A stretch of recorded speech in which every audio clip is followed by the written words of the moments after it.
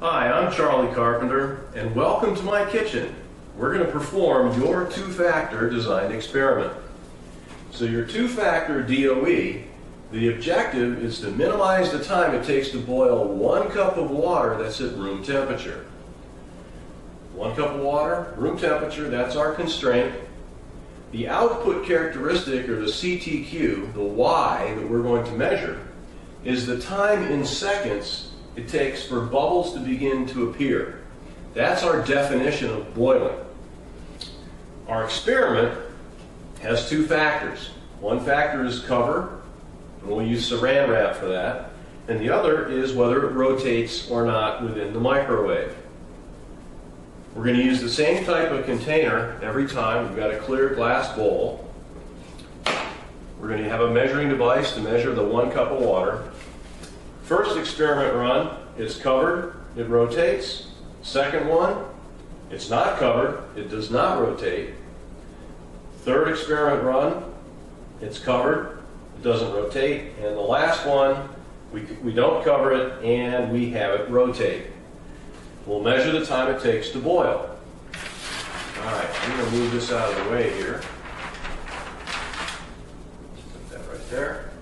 Now when we use the microwave, what we're going to do is we're going to set the time to cook at about 7 minutes. It's not going to take 7 minutes to boil, but when we open the door, when it's boiling, we'll subtract the difference between the start time of 7 minutes and the finish time when we're declaring it to be boiling because we're seeing bubbles appear.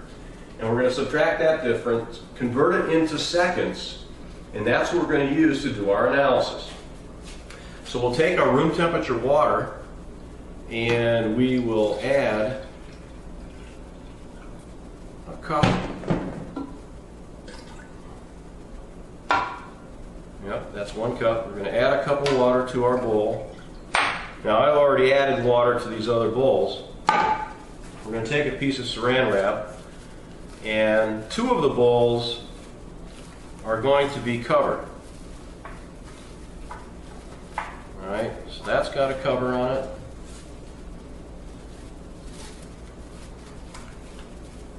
Put a cover on this one. Try not to completely cover up the glass bowl so that I can see through it. So we can take one of these bowls. Our first experiment run says cover it and rotate. So we're going to take one of these, put it in the microwave. Put it right in the center. Time cook. I'm going to set that at 7 minutes. And then I'm going to start it. Then what we want to do is watch very carefully, and as soon as you begin to see bubbles, and you may actually have to use a flashlight to help you to see. If you have a microwave that doesn't have a light on the inside, this is going to be difficult. Alright, so we watch this very, very carefully, and we're watching for bubbles. As soon as we begin to see the bubbles appear, then we are going to open the door. That stops our timer. We'll subtract the difference, make sure that's been converted to seconds, and then we can put that in as here's the time it took to boil that particular experimental condition. Then we'll go through and we'll use every one of our combinations. There's 4 possible combinations, and we will get that data, and then we can do an analysis.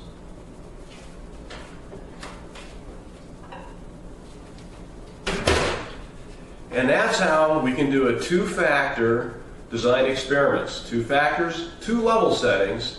And this is one that you can do in your kitchen so that you can learn how to do this technique. It'll also help you to get an understanding of the logistics associated with conducting a design experiment.